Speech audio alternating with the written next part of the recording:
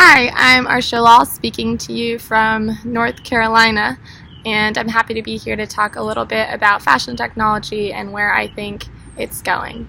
So I'm going to start with what is the biggest tech innovation I've seen in the last 12 months. I would definitely say blockchain and blockchain applications. So in 2017 alone, there was 92 ICOs, which created and raised $1.25 billion. So there is about an ICO for everything, and blockchain has created a new way to automatically transact everything and the fastest way to make new money and start new businesses. So it'll be really interesting to see whether this trend in ICOs ends up saturating the market and causes a bubble, or whether it creates a sustainable model for further tech innovation. So next up, why is fashion fast becoming a disruptive industry?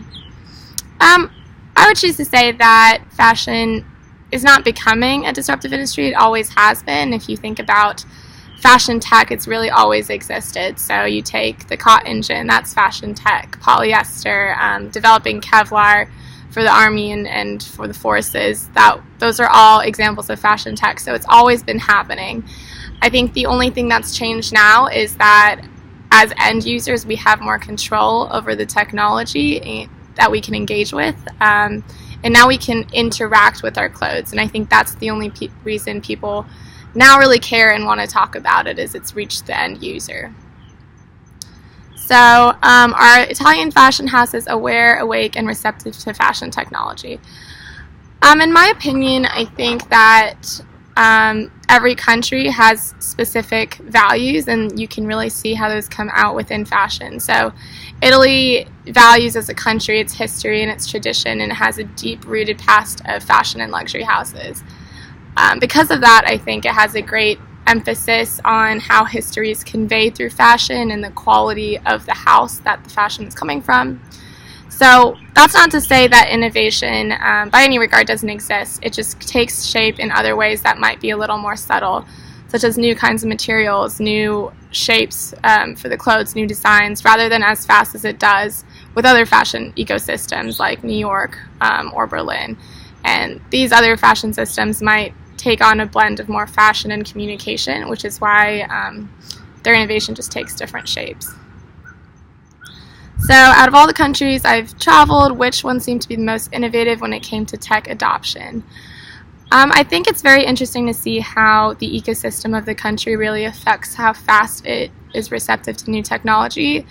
A city that definitely stood out to me is Berlin, and I believe because it has such a tumultuous history, it's really receptive to new ideas. So even as a country, politically, it tries really hard to be very accepting and innovative, and that takes place in the tech world as well. You can definitely see with Berlin, people are very fast to adopt new technologies and to really value new technologies.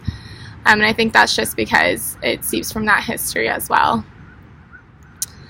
And yeah, definitely Berlin is at the forefront of many trends. I would definitely point out music technology, fintech, blockchain, and their fashion tech scene is one of the best in the world.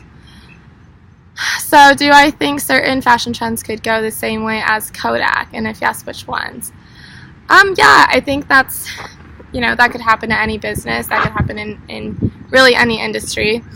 Definitely 3D printed clothing used to be a big trend. I think that it's fading because it's hard to actually incorporate that into everyday wearables, but that's not to say that eventually that won't adapt.